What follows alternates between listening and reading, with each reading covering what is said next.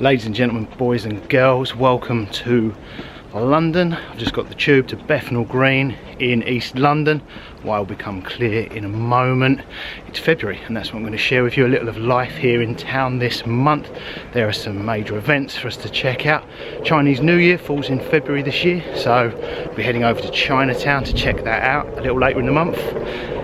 First up, it's Valentine's Day, so London will be a popular destination for anyone looking to impress the one they love.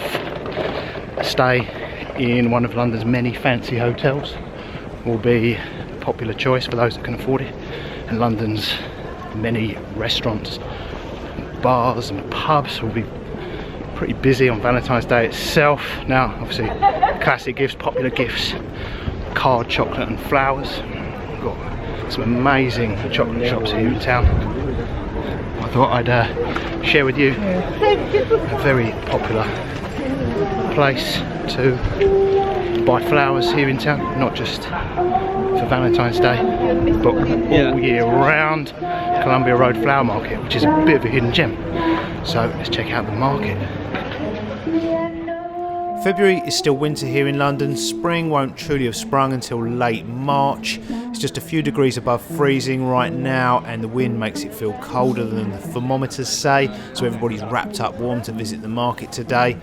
Although many of the shops that line Columbia Road are open during the week, the flower market's only open on Sundays from about 8 AM and it starts to wind down about 3 o'clock in the afternoon.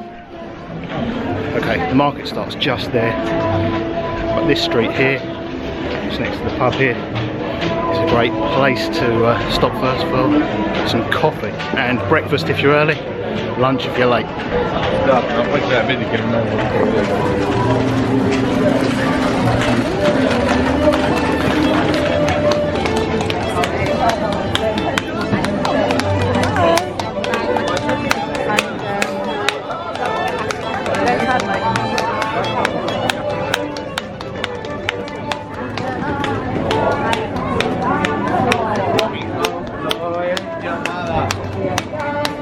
No son llamadas, no, al teléfono.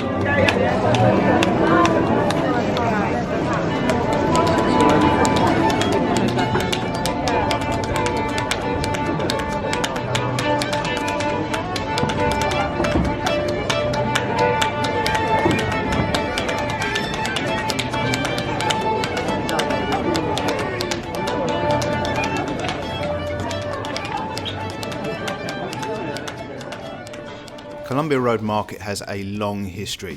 By the 1800s, this part of London became one of London's worst slums.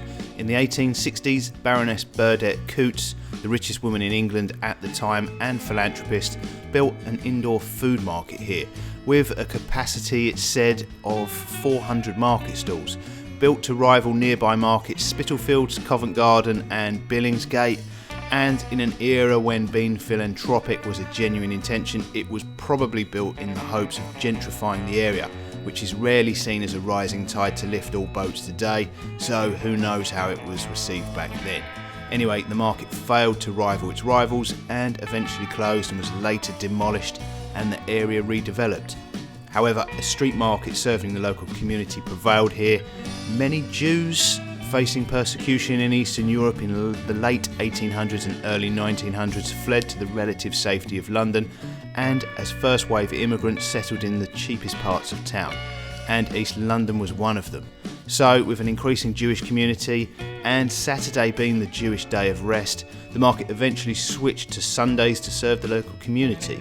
It became an outlet for traders from other markets to shift leftover stock from Saturday markets in other parts of town. It was an outlet store long before out-of-town outlet stores had been invented, especially for flowers. And that reputation prevailed, and the rest is history. Today, it is a phenomenal place to visit. Besides the market, the street is lined with stores selling antiques, crafts, art, and plant and flower paraphernalia. And there are also a few great cafes, coffee shops, and pubs.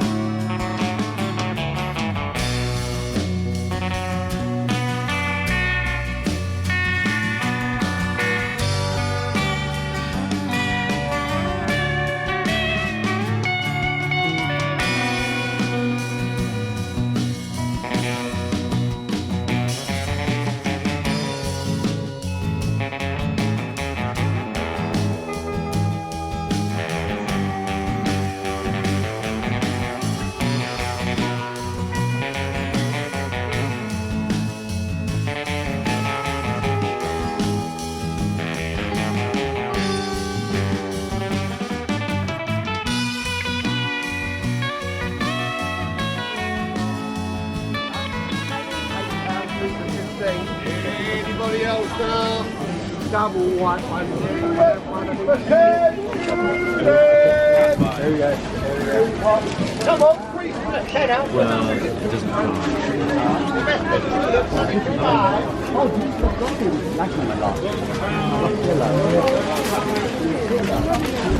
Oranges or olives. Oranges or olives. £12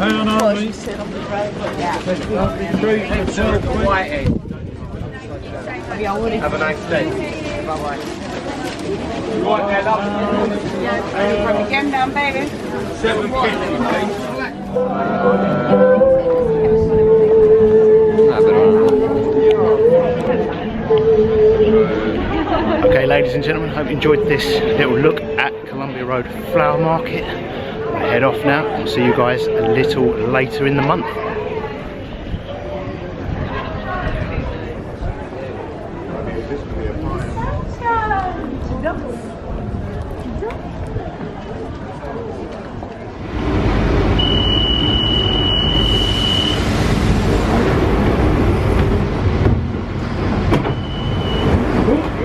Liverpool Street.